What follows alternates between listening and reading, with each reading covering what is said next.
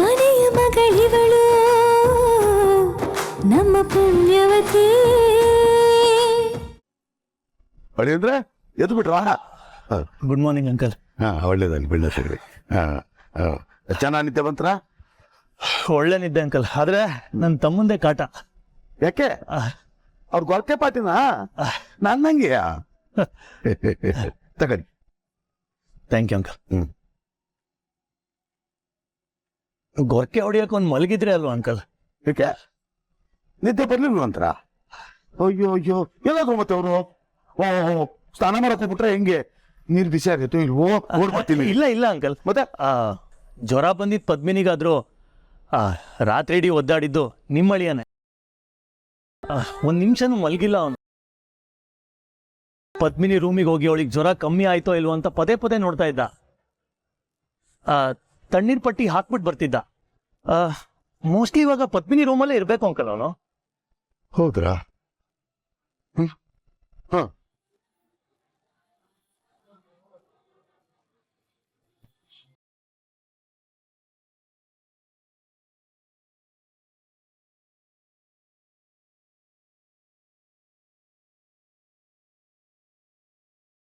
ಅಂದ್ರೆ ಬಾಬಾ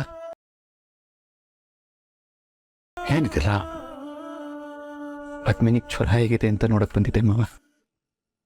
ಪಾಪ ನಿದ್ದೆಲ್ಲಿ ಒದ್ದಾಡ್ತಾ ತಣ್ಣೀರ್ ಬಟ್ಟೆ ಬೀಳ್ಸ್ಕೊಂಡ್ಬಿಟ್ಟಿದ್ದಾಳೆ.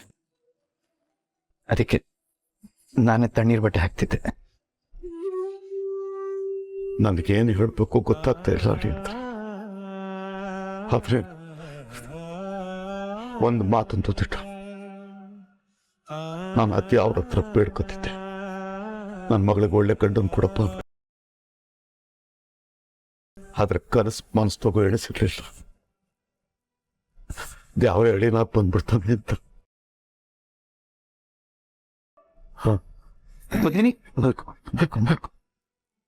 ಗಾಬರಿ ಆಗ್ಬೇಡ, ಏನೂ ಆಗಿಲ್ಲ, ಏನೂ ಆಗಿಲ್ಲ. ನೋಡಿ ಮಾವ, ನಾವಿಬ್ರು ಯಾಕೆ ಇಲ್ಲಿಗೆ ಬಂದಿದ್ದೀವೋ ಅಂತ ನಿಮ್ಮ ಮಕ್ಕಳಿಬ್ರು ಗಾಬರಿ ಆಗ್ಬಿಟ್ಟಿದ್ದಾರೆ. ಏನೂ ಇಲ್ಲ ಪದ್ಮಿನಿ, ನಾನು ನಿಮ್ ತಣ್ಣೀರ್ ಬಟ್ಟೆ ಹಾಕ್ತಿದ್ದೆ, ಅದನ್ನು ನೋಡಿ ಮಾವ ಎಮೋಷನಲ್ ಆಗ್ಬಿಟ್ಟಿದ್ದಾರೆ. ನಂತಂದ್ರೆ ಯಾಕೆ ಪ್ರೀತಿ ಮಾಡ್ತೀರಾ ನನ್ನ? ನಿಮಗ್ ಸತ್ಯ ಗೊತ್ತಾದ್ರೆ ಏನಾಗ್ಬೋದು? ನಿಮ್ಮಲ್ಲಿ ಕಳ ಮಲ್ಕೊ ಮಲ್ಕೊ. ಇನ್ಮೇಲೆ ನಾನು ಪ್ರತಿ ರಾತ್ರಿ ನೆಮ್ಮದಿ ಕಟ್ತೇನೆ.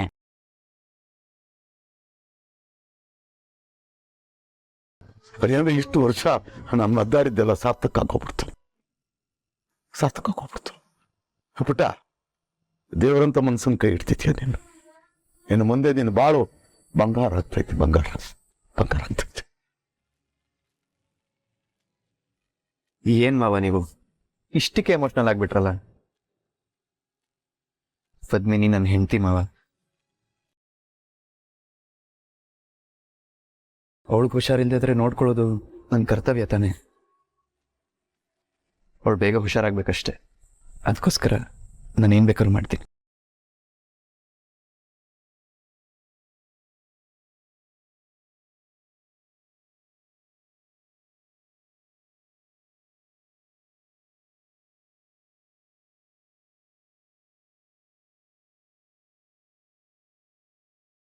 ಕಾಫಿ.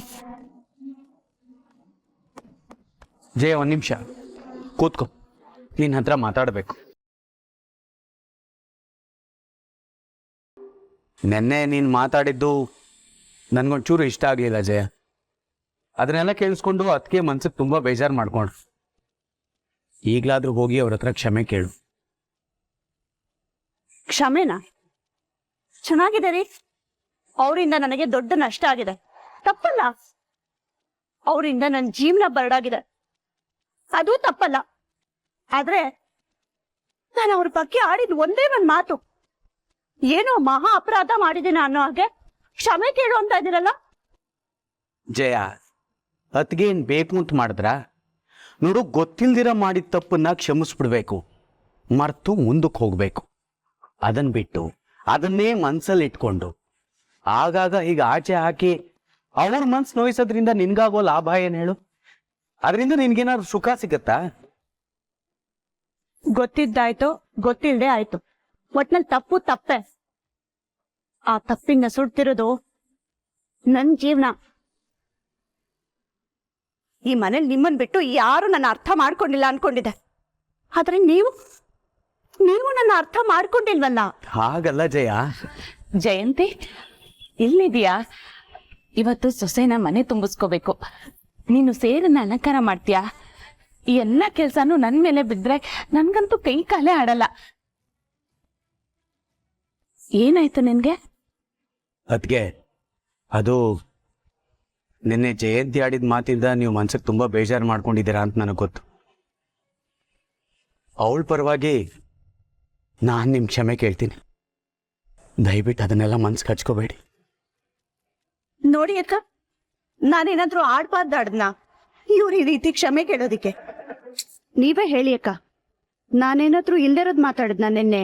ಜಯ, ಅಯ್ಯೋ, ನೀವಿಬ್ರು ಅದನ್ನ ಮರ್ತಿಲ್ವಾ?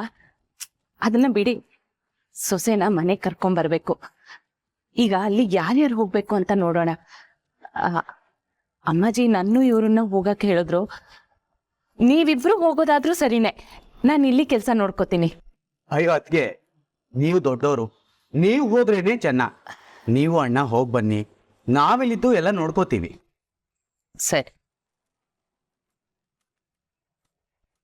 ಜಯ, 1 ನಿಮಿಷ ನಿಂತ್ಕೋ. ನೋಡು, ಪದ್ಮಿನಿ ಈ ಮನೆಗೆ ಬರ್ತಾ ಇದ್ದಾಳೆ. ಅವಳ ಮುಂದೆ ಈ ಹಳೆ ವಿಷಯನೆಲ್ಲ ಎತ್ತಕ್ಕೆ ಹೋಗ್ಬೇಡ. ಅರ್ಥ ಮಾಡ್ಕೋ ಜಯ. ನಮ್ಮ ಜೀವನ ನದಿ ಹಾಗಿರ್ಬೇಕು. ಬಂದಿದ್ದನ್ನೆಲ್ಲ ಒಪ್ಕೊಳ್ತಾ ಅಪ್ಕೊಳ್ತಾ ಮುಂದಕ್ಕೆ ಹರಿದು ಹೋಗ್ತಾ ಇರಬೇಕು. ಅದನ್ನ ಬಿಟ್ಟು ನಿಂತ ನೀರಾಗ್ಬಿಟ್ರೆ ಕೆಸರು ತುಂಬಿಕೊಳ್ಳುತ್ತೆ, ರಾಡಿ ಆಗ್ಬಿಡುತ್ತೆ. ಅರ್ಥ ಮಾಡ್ಕೊ.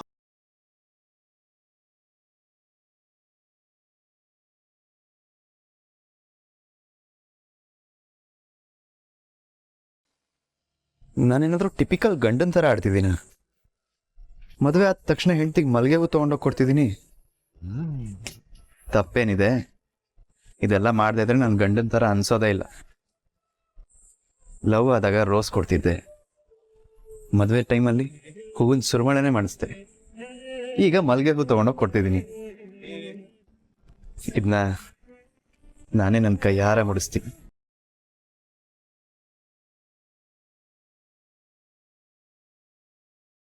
ಪದ್ಮಿನಿ, ಏನಿದು? ರೂಮಲ್ಲಿ ಯಾರು ಕಾಣಿಸ್ತಾನೆ ಇಲ್ಲ.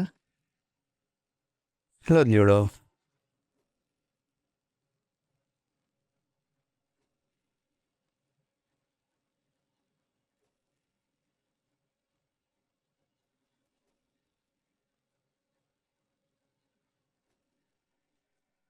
ಚೋಟ್ ಮೆಣಸಿನ್ಕಾಯಿ ಎಲ್ಲಿ ನಿಮ್ಮಕ್ಕ? ನಂಗೆ ಗೊತ್ತಿಲ್ಲಪ್ಪ.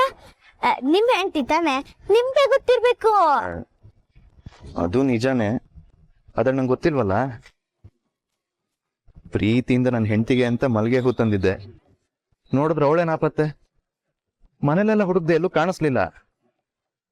ತಪ್ಪು ಮಾಡ್ಬಿಟ್ಟೆ ನಾನು. ನೆನ್ನೆ ನನ್ಗೂ ಅವಳಿಗೂ ಗಂಟು ಹಾಕಿದ್ರಲ್ಲ, ಅದೇ ಥರ ಇವತ್ತು ಹಾಕೊಂಡಿರ್ಬೇಕಾಗಿತ್ತು.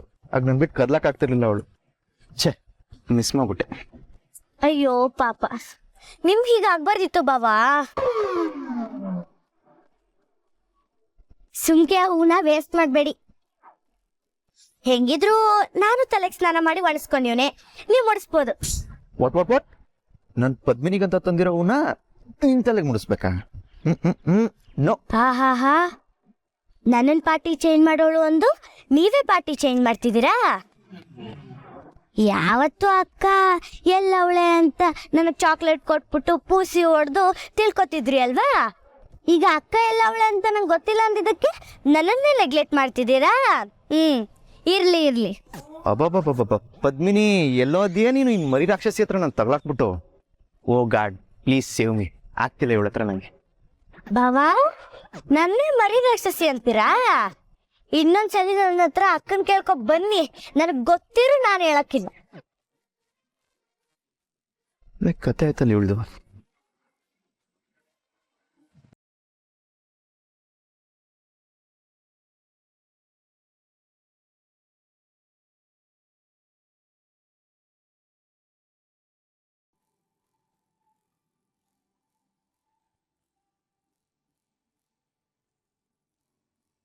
ದ್ಯಾವ್ರೆ, ನಮ್ಮಿಂದ ತುಂಬಾ ದೊಡ್ಡ ತಪ್ಪಾಗೋಗೈತೆ.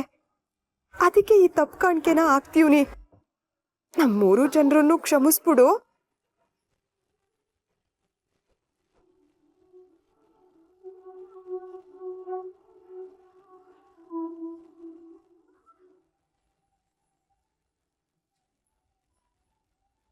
ದೊಡ್ಡ ಧರ್ಮ ಸಂಕಟದಾಗೆ ಸಿಕ್ಕಾಕೊಂಡ್ಬಿಟ್ಟಿದೀವಿ ನಾವೀಗ. ನೀನೇ ನಮ್ಮನ್ನ ಇದರಿಂದ ಕಾಪಾಡ್ಬೇಕಪ್ಪ.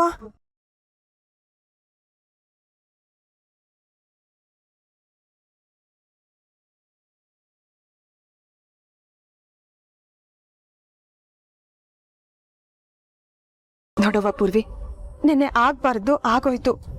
ಆದ್ರೆ ಆಗಿನ ತಪ್ಪಿನ ಜೊತೆ ಬದುಕೋದು ಸರಿಯಲ್ಲ. ತಪ್ಪನ್ನ ತಿದ್ಕೊಂಡು ಹಿಡಿಯೋದೇ ಬದುಕು. ಆ ಪುಣ್ಯಕ್ಕೆ ನಿನ್ ಕುತ್ತಿಗೆಗೆ ತಾಳಿ ಬಿದ್ದಿರೋ ವಿಷಯ ನಮ್ 3 ಜನನ್ನ ಬಿಟ್ಟು ನವೀರಂಗೊಬ್ಬನು ಗೊತ್ತೈತೆ. ಆದ್ರೆ ಅವನ್ ಬಾಯಿನ ಹೆಂಗೋ ಮುಚ್ಚಿಸ್ಬೋದು. ನಾನ್ ಮುಚ್ಚಿಸ್ತೀನಿ. ಈ ಗುಟ್ಟು ನಮ್ ಗುಟ್ಟಾಗಿ ಉಳಿಬೇಕು ಅಂದ್ರೆ ನಾವೊಂದ್ ಕೆಲ್ಸ ಮಾಡ್ಬೇಕು.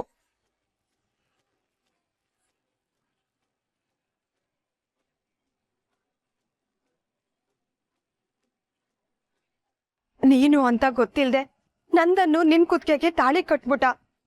ಅಂದ ಮಾತ್ರಕ್ಕೆ ನೀನ್ ಪದ್ಮಿನಿ ಆಗಕ್ಕಿಲ್ಲ, ನಂದನ್ ಹೆಂಡ್ತಿನೂ ಆಗಕ್ಕಿಲ್ಲ ತಾನೆ?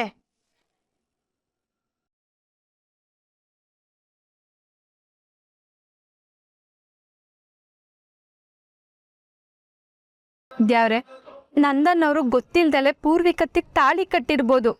ಆದ್ರೆ ತಾಳಿ ತಾಳಿನೇಯ, ಮದ್ವೆನೇಯ ಅಲ್ವಾ?